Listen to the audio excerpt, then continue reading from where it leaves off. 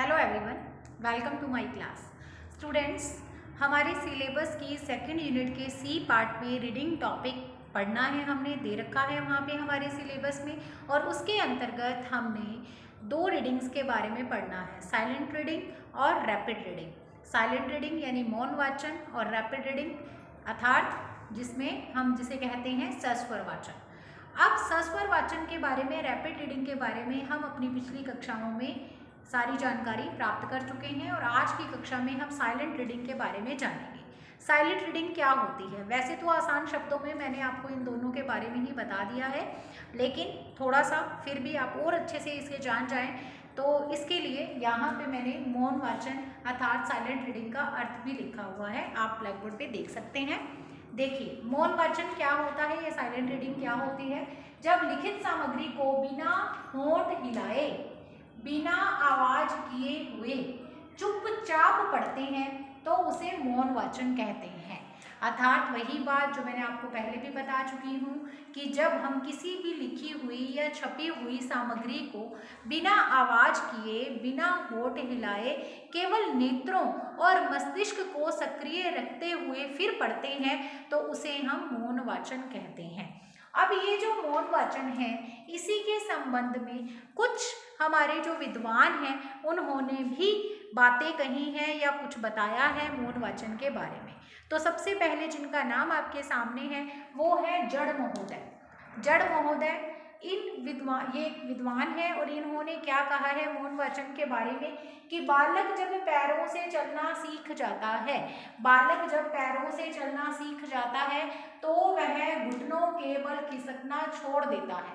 बालक जब पैरों के बल चलना सीख जाता है, पैरों पर चलना या फिर पैरों से चलना सीख जाता है, तब वह घुटनों के बल खिसकना छोड़ देता है। उसी प्रकार भाषा के क्षेत्र में जब बालक मौन वाचन की कुशलता प्राप्त कर लेता है तो सस्वर वाचन छोड़ देता है। ठीक है, तो स्टूडेंट्स लास्ट क्लास में मैंने आपको जो पढ़ाया है, ठीक है, रीडिंग वाले टॉपिक के अंतर्गत पार्ट 1 और पार्ट 2 में आपने जान लिया होगा कि यहाँ पे ये जो हमारी साइलेंट रीडिंग है ये सेकंड स्टेप है। अर्थात सबसे पहले बच्चे को सस्वर वाचन या रैपिड रीडिंग सिखाई जाती है और उसके द्वारा ही बच्चा धीरे धीरे मौन वाचन या फिर साइलेंट रीडिंग में दक्ष हो जाता है। तो यानी जो दूसरी सीढ़ी है वो है आपकी जो मौन वाचन है या साइलेंट रीडिंग है। तो पहली सीढ़ी क्या है? पहली सीढ़ी यानी कि जो स्टार्टिंग होती है वो कहाँ से होती है? वो होती है रैपिड रीडिंग से या फिर सस्वर वाचन से। ठीक है, तो यहाँ पे जड़ महोदय क्या कह रहे हैं इसके बारे में? जड़ महोदय ये कह रहे हैं कि जिस तरह से हमें पता है कि जब बालक पैरों से चलना सीख जाता है तो वो घुटनों के बल खिसकना छोड़ देता है, उसी तरह से जब बालक मौन वाचन में दक्ष हो जाता है, कुशल हो जाता है, तो वो सस्वर वाचन करना छोड़ देता है। ये बात बिल्कुल सही है। जब हम छोटे थे तो हम भी स्कूल में क्या करते थे? स्टार्टिंग की क्लासेस याद कर लो, अपनी स्कूलिंग याद कर लो, आपको याद आ जाएगा। तो आप भी वहाँ पे हमेशा से सस्वर वाचन ही करते आए थे। सस्वर वाचन मतलब बोल बोल के पढ़ते थे। लेकिन अब आप क्या करते हो? अब हम लोग क्या करते हैं? अब हम लोग मौन वाचन करते हैं। तो अब हमने क्या किया है? पैरों पर चलना सीख लिया है, अर्थात हमने अब मौन वाचन सीख लिया है। मौन वाचन में हम दक्ष हो गए हैं, कुशल हो गए हैं, इसलिए हमने सस्वर वाचन को छोड़ दिया है। ठीक है, तो जो जड़ महोदय हैं वो यही कहना चाहते हैं। ओके, चलिए अगली जो बात लिखी है वो है श्रीमती ग्रे एवं रीस के अनुसार। श्रीमती ग्रे एवं रीस के अनुसार कक्षा 6 के बालक 1 मिनट में सस्वर वाचन में 170 शब्द बोलते हैं, मौन वाचन में वे 210 शब्द बोलते हैं। अब श्रीमती ग्रे और रीस क्या कह रही हैं इस बारे में? वो कहते हैं कि अगर कक्षा 6 के बालक की बात की जाए तो कक्षा 6 के बालक, क्लास 6 के बच्चे 1 मिनट के अंदर अगर सस्वर वाचन कर रहे हैं तो 170 शब्द वो बोलेंगे। लेकिन वही बच्चे 1 मिनट के अंदर, कक्षा 6 के बालक की ही बात हो रही है, सेम बच्चे हैं, क्लास सेम है उनकी, और वो 1 मिनट के अंदर 210 शब्द बोलते हैं। यानी यहाँ से 40 शब्द यहाँ पे ज़्यादा बोले जाते हैं, यहाँ पे 170 है, यहाँ पे 210 है, यानी 40 शब्द ज़्यादा पढ़ सकता है बच्चा मौन वाचन में। सस्वर वाचन में इसका मतलब क्या निकलता है, सस्वर वाचन में टाइम ज़्यादा लगता है, वर्ड्स कम बोले जाते हैं, कम पढ़ा जाता है, कम सामग्री को पढ़ सकता है बच्चा। ठीक है, और इसी तरह से आप ये भी कर सकते हो, आपके घर में छोटे बच्चे होंगे, आप देख सकते हैं कि वो सस्वर वाचन जब करते हैं तो आप जो है उनके साथ बैठ करके सस्वर वाचन नहीं करते, आप तो मौन वाचन कर रहे होते हो, और बल्कि आप जब मौन वाचन में दक्ष हो जाते हो तो अगर कोई सस्वर वाचन कर रहा होता है, रैपिड रीडिंग कर रहा होता है, बोल बोल के पढ़ रहा होता है, तो अब आपको वो डिस्टर्बेंस लगती है, आपको ये लगता है कि नहीं नहीं ऐसा नहीं होना चाहिए, आप सामने वाले को मना करते हो। आपके घर में आपके छोटे भाई बहन भी ऐसे अगर रैपिड रीडिंग करते होंगे तो आप उनको भी मना करोगे।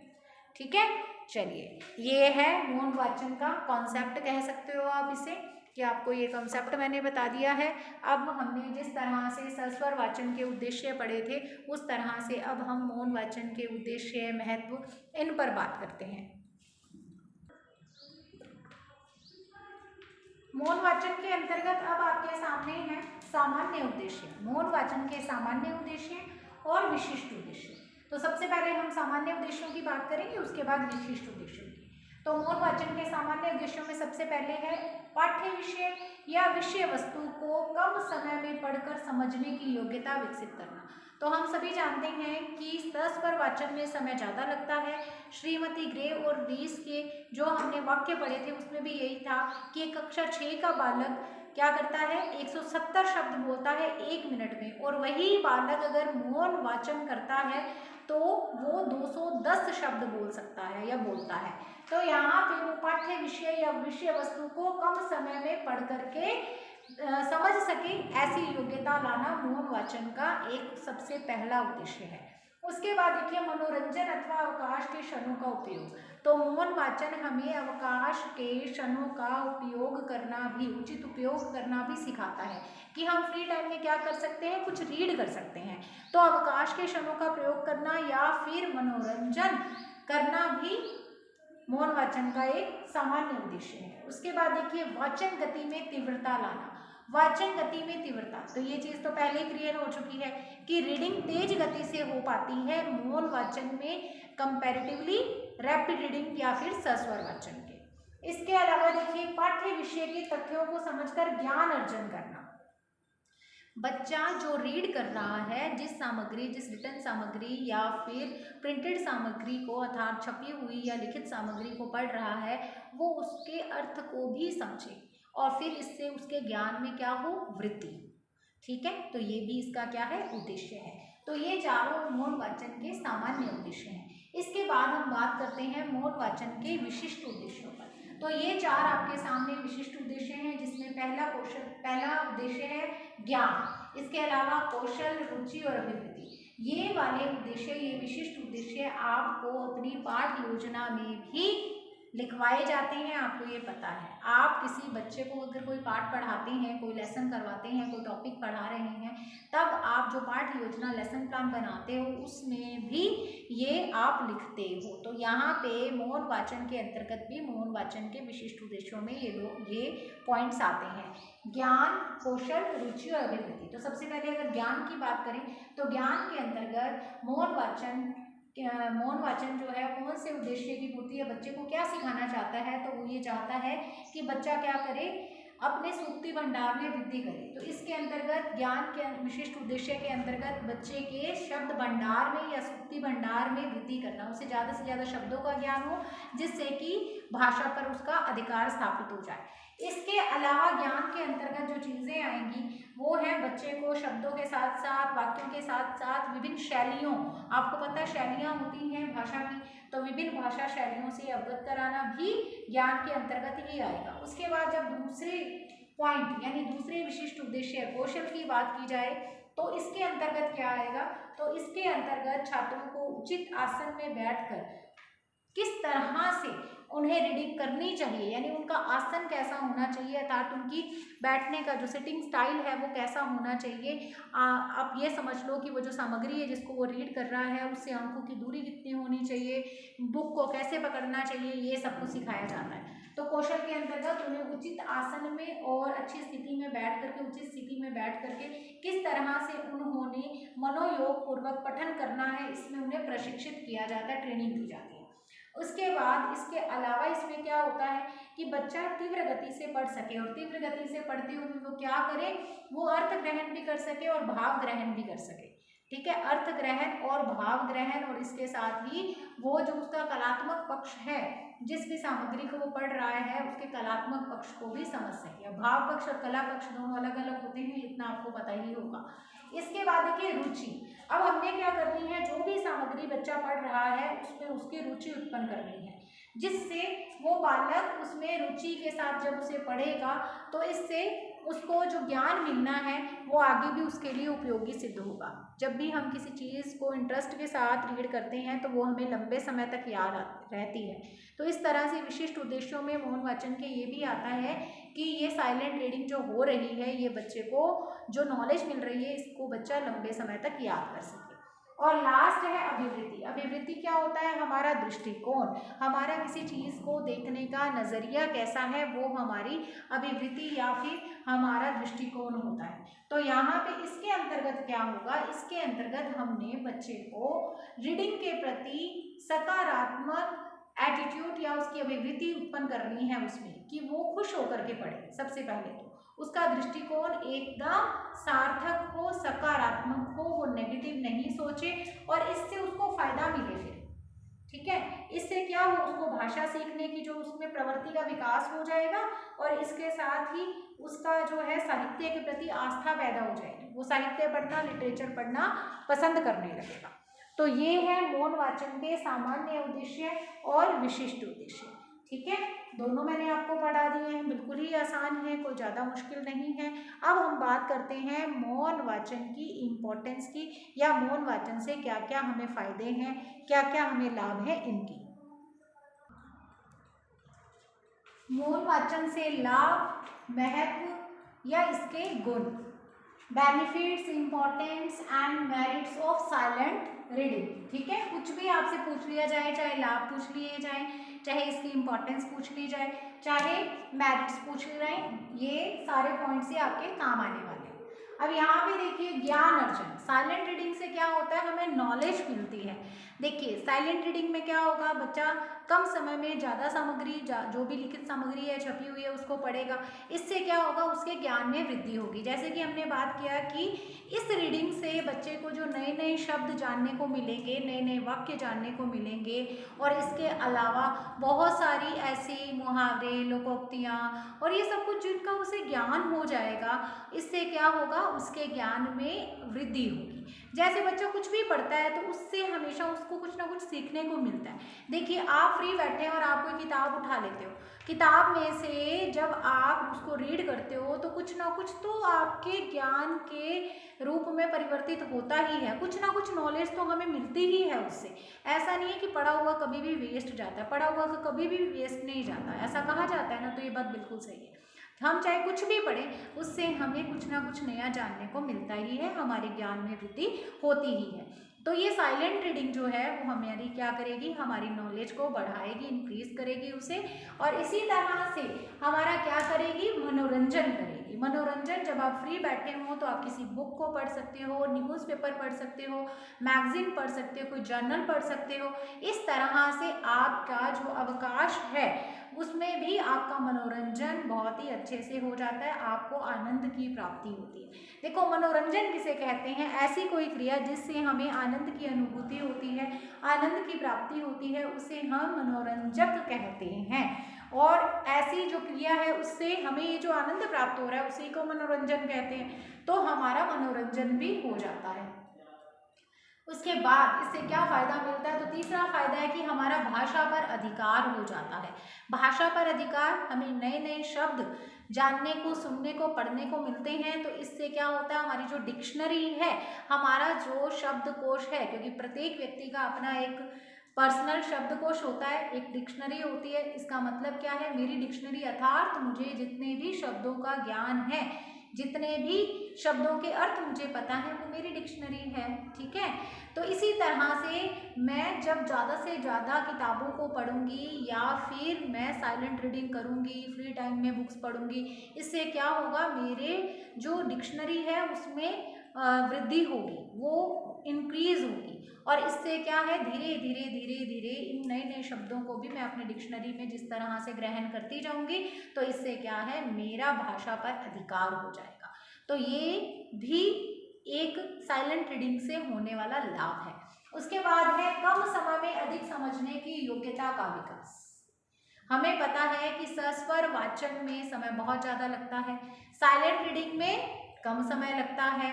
इस तरह से इस साइलेंट रीडिंग के द्वारा हम कम समय में भी बहुत ज़्यादा पढ़ सकते हैं, अच्छे से समझ करके हम उस चीज़ को में योग्य बन सकते हैं। इसके बाद देखिए वाचन गति में तीव्रता। वाचन गति में तीव्रता तो हमारी जो रीड करने की स्पीड होती है सस्वर वाचन में कम होती है, मौन वाचन में ज़्यादा होती है। इसके बाद देखिए नेक्स्ट है कम समय में अधिक सामग्री का वाचन। तो सस्वर वाचन में क्या होता है, सस्वर वाचन में समय ज़्यादा लगता है और मौन वाचन में कम समय में हम अधिक सामग्री को पढ़ सकते हैं। यानी वहाँ पे हमारी स्पीड तेज होती है तो ज़्यादा सामग्री को हम पढ़ते हैं। सस्वर वाचन में जहाँ पे बच्चा 1 पेज पढ़ता है, वहाँ पे मौन वाचन करते हुए वही बच्चा 1.5 से 2 पेज पढ़ लेता है। और यहाँ पे श्रीमती ग्रे और रीस ने तो ये बात क्लियर कर ही दी है कि कक्षा 6 का बालक 1 मिनट में सस्वर वाचन करता है तो 170 शब्द बोलता है, जबकि वही बच्चा अगर मौन वाचन करता है तो वो 210 शब्द पढ़ लेता है या फिर उसका वाचन कर लेता है। उसके बाद है बड़ी कक्षाओं हेतु उपयोगी। तो इसका एग्जाम्पल तो आप खुद दो। जब आप छोटे थे, स्कूल में पढ़ते थे, छोटी कक्षा में पढ़ते थे, दूसरी तीसरी चौथी क्लास में थे, तो वहाँ पे क्या था, हम सब लोग, आप लोग क्या करते थे, सस्वर वाचन करते थे, बोल बोल के पढ़ते थे। आप अपने घर में अगर कोई आपका छोटा भाई बहन है, कोई भतीजा है, भांजा है, भांजी है, तो आप उनको भी देख सकते हो, पड़ोसियों के बच्चों को देख सकते हो कि वो छोटे बच्चे क्या करते हैं, सस्वर वाचन ही करते हैं, क्योंकि सस्वर वाचन ही भाषा सीखने की पहली सीढ़ी है। दूसरी सीढ़ी है मौन वाचन। और जब बच्चा सस्वर वाचन के द्वारा बहुत सारे शब्दों को जान लेता है, सीख लेता है, उसका शब्द भंडार बड़ा हो जाता है, तो धीरे धीरे उसे मौन वाचन की ओर ले जाया जाता है। अब वो मौन वाचन में अपना जो दक्षता है, जिसमें उसके नेत्र और मस्तिष्क सक्रिय रहता है, वहाँ पे वो उसको सीखना शुरू करता है। मौन वाचन का अभ्यास उसका जो है वो स्टार्ट किया जाता है। तो यहाँ पे धीरे धीरे वो क्या होता है, मौन वाचन में भी दक्ष हो जाता है। तो इस तरह से जब बड़ी कक्षाओं में बच्चे हो जाते हैं तो वहाँ पे वो मौन वाचन ही करते हैं, वहाँ पे वो सस्वर वाचन नहीं करते हैं। उनके लिए सस्वर वाचन उपयोगी नहीं रहता है, बल्कि मौन वाचन ही उपयोगी रहता है। अब आप सोचो, क्योंकि सिलेबस भी क्या होता है, बड़ी कक्षाओं में सिलेबस भी तो ज़्यादा होता है। अगर बच्चे ये सस्वर वाचन ही करते रहेंगे तो आप सोचो कि उसमें कितना टाइम लग जाएगा एक एक लेसन को पढ़ने में। फिर तो एक हफ्ते में केवल लेसन रीड ही होगा, उसके बाद उसके क्वेश्चन आंसर्स भी करने होते हैं, सारा कुछ है, सिलेबस को भी एक पर्टिकुलर टाइम में कंप्लीट करना होता है, तो वो करना बहुत ही मुश्किल हो जाएगा। तो बड़ी कक्षाओं में क्योंकि कम समय में मौन वाचन के द्वारा कम समय में ज़्यादा सामग्री को पढ़ा जा सकता है, इसलिए बड़ी कक्षाओं में जहाँ पे सिलेबस इतना ज़्यादा होता है वहाँ पे बच्चों को मौन वाचन या साइलेंट रीडिंग ही कराई जाती है, ना कि रैपिड रीडिंग। ओके, नेक्स्ट है विचार संग्रहण की प्रवृत्ति का विकास। विचार संग्रहण की प्रवृत्ति, विचार संग्रहण मतलब यानी हम क्या करते हैं, हम जब साइलेंट रीडिंग करते हैं तो जो हम पढ़ रहे हैं उसका अर्थ ग्रहण कर रहे हैं, तो साथ साथ में उस पर विचार भी कर रहे हैं। आपको वो चीज़ एक्सेप्ट हो रही है, इसीलिए तो आप आगे बढ़ते हो। इसका उदाहरण आप ऐसे ही समझ सकते हो इसको एक एग्जाम्पल से, कि कई बार क्या होता है, हम कोई बुक पढ़ रहे हैं, वहाँ पे कोई ऐसा सेंटेंस आ गया, हम क्या करते हैं, जैसे ही जैसे उसको पढ़ते जाते हैं वैसे वैसे समझते भी जाते हैं, और जहाँ कहीं पे हमें कोई पॉइंट ऐसा लगता है कि ये सही नहीं लिखा हुआ, ऐसा नहीं होता, हमने तो पहले कभी नहीं पढ़ा कि ऐसा भी होता है, तो आप रुक जाते हो ना। वहाँ पे क्यों रुक जाते हो, क्योंकि वो चीज़ आपको एक्सेप्ट नहीं हो रही है, आपको ये लगता है ऐसा नहीं है, यहाँ पे ये सही नहीं लिखा हुआ। तो इस तरह से मौन वाचन से हमें वो जो चीज़ें समझ में आ रही हैं, जो विचार समझ में आ रहे हैं, उनका संग्रहण भी हो जाता है, वो चीज़ें हमारे माइंड में, हमारे मन में बैठती भी जाती हैं साथ ही साथ। तो विचार संग्रहण की जो प्रवृत्ति है उसका विकास भी कैसे होता है, मौन वाचन से ही होता है। सस्वर वाचन से क्या होगा, सस्वर वाचन में तो बच्चा पढ़ता जाता है, आगे बढ़ता जाता है, ठीक है, बस वो एक एक लाइन को पढ़ता जाता है, बोलता जाता है और आगे चलता जाता है। लेकिन मौन वाचन में उसका जो विचार है, जो वो पढ़ रहा है उससे संबंधित जो भी विचार हैं उनको वो अच्छी तरह से आत्मसात करता है, ठीक है। तो विचार संग्रहण की प्रवृत्ति का विकास भी किसमें होता है, मौन वाचन के द्वारा ही होता है। इसके बाद देखिए नेक्स्ट है प्रत्येक स्थान पर उपयोगी। अब आप हर एक स्थान पर जोर जोर से बोल बोल के पढ़ नहीं सकते ना, रैपिड रीडिंग कर नहीं सकते। आपको क्या चाहिए होता है, आपको जीवन में प्रत्येक स्थान पर रीड करना होता है। कहीं पे हम जा रहे हैं तो बोर्ड पे क्या लिखा हुआ है उसको भी पढ़ना है, क्योंकि ताकि हमें पता चल जाए हमें कौन जिस एड्रेस पे जाना है तो उसके लिए हमें किधर मुड़ना है।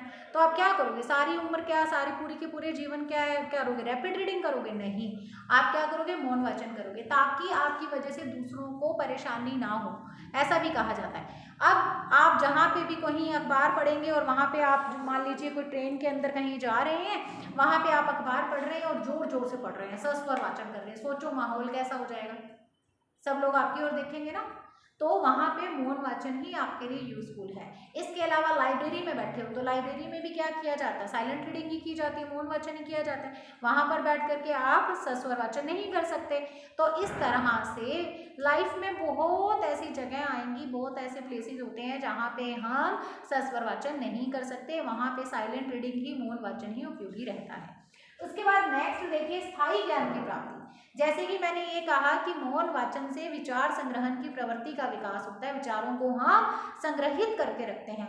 और आप कभी भी मौन वाचन करें तो आपको ये पता होना चाहिए कि इससे हमें क्या होता है, जो हम पढ़ते हैं उसको ज़्यादा टाइम तक याद रख सकते हैं, हमारी स्मरण शक्ति का विकास होता है, हमें स्थायी ज्ञान की प्राप्ति होती है, ठीक है। हम जो मौन वाचन के द्वारा जो भी पढ़ते हैं ना वो हमें ज़्यादा टाइम तक याद रहता है। इस तरह से मौन वाचन के द्वारा जो भी पढ़ा हुआ मैटर है, जो भी रीड किया हुआ मैटर है वो हमें क्योंकि लंबे समय तक याद रहता है, अर्थात हमें स्थायी ज्ञान की प्राप्ति होती है। अब लास्ट पॉइंट देखिए, यहाँ पे लिखा हुआ है 11 नंबर पे, दूसरों को परेशानी नहीं होती। तो दूसरे लोग डिस्टर्ब नहीं होते। सारे बच्चे अगर एक ही रूम में बैठ करके शाम को पढ़ते हैं तो आपने ये देखा होगा कि मान लो घर में कोई छोटा बच्चा है तो वो बच्चा तो बोल बोल के सस्वर वाचन करके पढ़ेगा ना, तो बाकी बच्चे बड़ी कक्षाओं वाले हैं तो उसको क्या कहते हैं कि धीरे बोल, बोल बोल के मत पढ़, मन मन में पढ़। लेकिन वो तो आदि है सस्वर वाचन का, क्योंकि अभी वो छोटी कक्षा में है, तो ज़्यादातर उसको यही कहा जाता है कि फिर तू इस रूम से बाहर जाके पढ़, क्योंकि उसकी वजह से बाकी जो बड़ी कक्षाओं के बच्चे हैं यानी उसके जो बड़े भाई बहन हैं उनको प्रॉब्लम हो रही है। तो इस तरह से उसको कहा जाता है कि भैया आपकी वजह से हमको प्रॉब्लम हो रही है, आप बाहर जाके पढ़ो, उस बच्चे को बाहर भेज दिया जाता है। तो इस तरह से मौन वाचन के द्वारा आपकी रीडिंग से, आपकी साइलेंट रीडिंग से किसी भी दूसरे को कोई परेशानी नहीं होती, सब अपना अपना काम उसी जगह पर बैठ करके करते रहते हैं, जैसे कि लाइब्रेरी में, ठीक है। तो ये हो गए हैं मौन वाचन के गुण, मौन वाचन के लाभ या मौन वाचन की यहाँ पे महत्व की बात, इंपॉर्टेंस की बात। अब इससे पहले मैंने आपको बता दिया था पहली क्लास में ही कि मौन वाचन 2 प्रकार का होता है, गंभीर अध्ययन या गहन अध्ययन किया जाता है एक में, तो जिसको हम गंभीर या गहन मौन वाचन कहते हैं, और दूसरा होता है द्रुत वाचन। द्रुत वाचन मतलब जल्दी से पढ़ना, तेजी से पढ़ना किसी चीज को, और गहन या गंभीर वाचन किसको कहते हैं, जिसमें हम किसी भी चीज को बहुत ही गहराई के साथ पढ़ रहे हैं, गहन अध्ययन कर रहे हैं, तो वो हमारा कहलाता है आपका गहन या गंभीर मौन वाचन। गहन या गंभीर मौन वाचन में जैसे आप कोई उपन्यास पढ़ते हैं, कोई निबंध पढ़ते हैं, निबंध कैसा है, वो विचारात्मक निबंध है, जिसको अगर आप अच्छे से गहराई से नहीं पढ़ोगे तो आपको समझ ही नहीं आएगा।